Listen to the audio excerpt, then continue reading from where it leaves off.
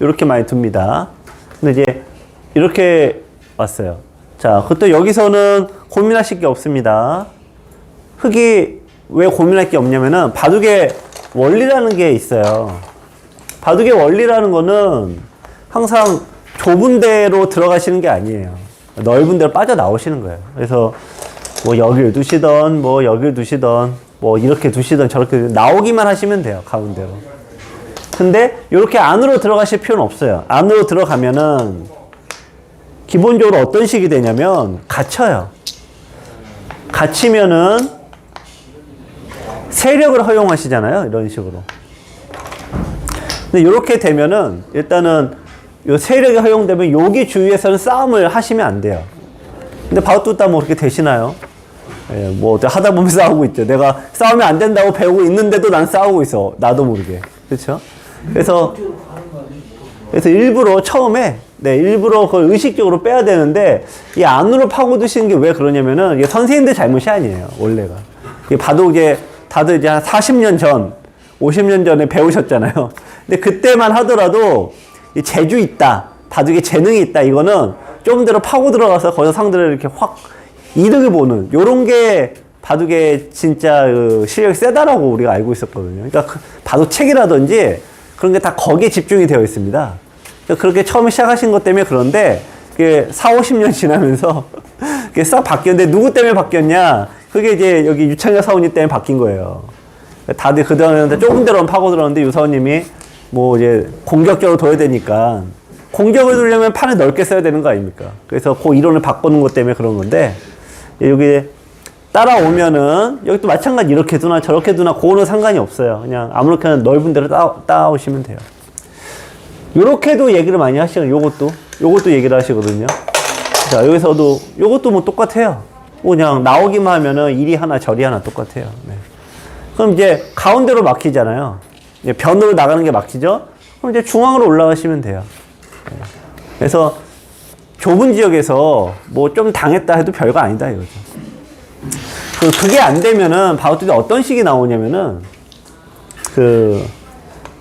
요거는 꼬마의 바둑인데 자, 여기를 이제 들어갔습니다.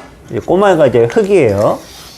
백도 꼬마인데 백이 자, 여기를 두고 이쪽을 두고 여기서 요거 일로 나왔어요.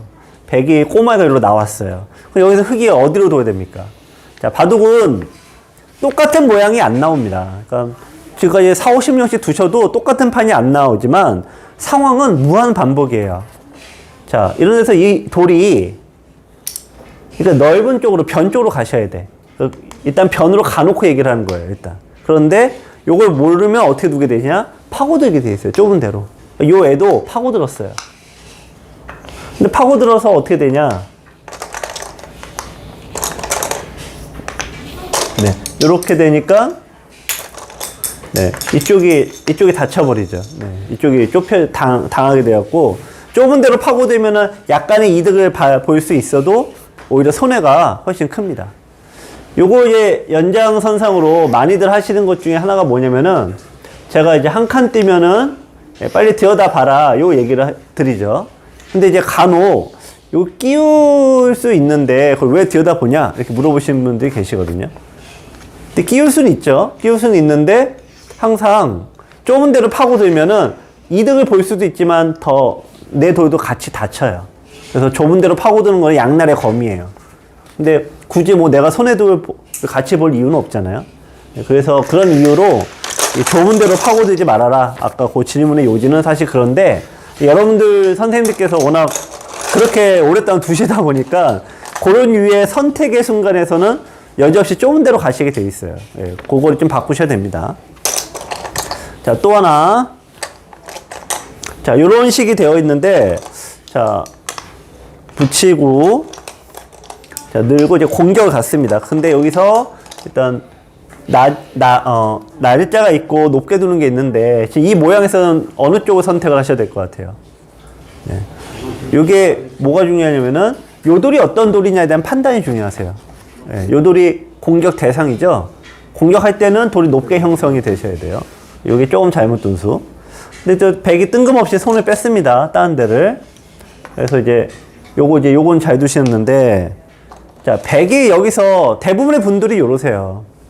100의 요 위치가 요로 갈 수도 있고, 요로 나올 수도 있죠? 그러면 일단 넓은 데로 빠져나가 놓고 뭐 이제 해야 되는데, 대부분 밑으로 가신단 말이에요. 네. 그럼 여기서 흙이 어떻게 두냐, 그거죠? 네. 네. 여기 막을 수도 있는데, 일단은 여기 100이 들여다보고, 이거 도망가면 안 되잖아요. 그러니까 여기를 막으셔야 되는데, 여기서 이제 제일 나쁜 수는 뭡니까? 제일 나쁜 수는 이 선 둘 때 따라 붙이는 게 가장 나쁘죠. 네, 요거는 이제, 원래 이렇게 버리기도 어렵고, 네.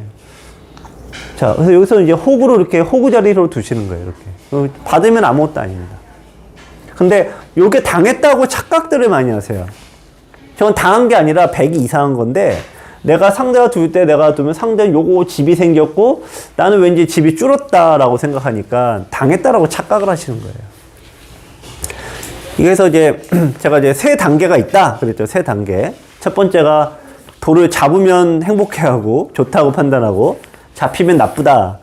요게 있고요. 거기 좀 이제 바뀌는 게 어쨌든 요 한 집이라도 벌잖아요. 나는 좀 줄었고 이러면 내가 손해다.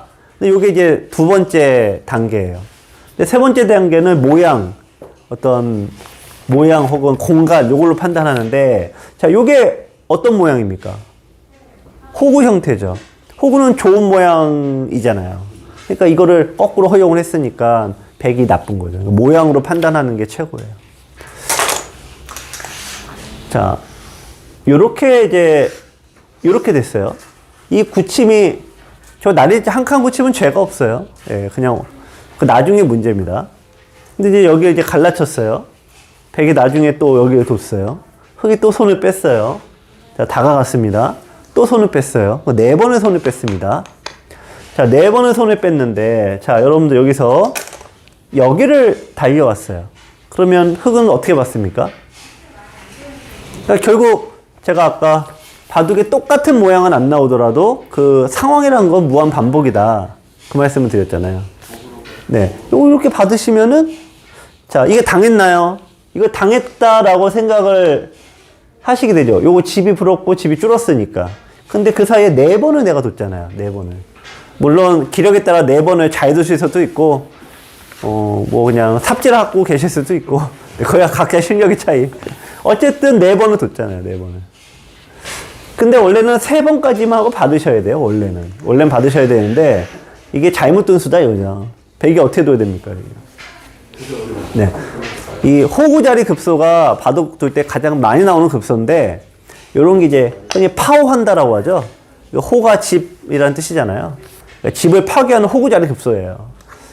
원래는 그냥 이어주셔야 돼. 이어주고 연결해서 그냥 도망 나오는 거예요. 호구자리를 뺏겼으니까 흙이 고달프죠. 근데 여기서 보통 이제 이거 잡으러 가시다가 이런 식으로 되었고, 네. 요런 게 바로 또 제 놀부심보예요. 뭐냐면 내가 세 번을 손을 뺐잖아요. 그런데 상대가 세 번 동안 손 빼서 이제 드디어 하나 좀 이제 공격을 해왔는데, 이거를 못 잡으러 들면은 그게 아주 욕심 사나운 거예요. 네. 자, 그래서 요렇게 된 모양에서 여기 왔다. 그러면은 요 자리가 급소인데요. 아까 100의 입장에서도 일단은 중앙으로 나간 다음에 나중에 굳이 둔다면은 여기가 형의 급소지 여기가 급소가 되진 않습니다.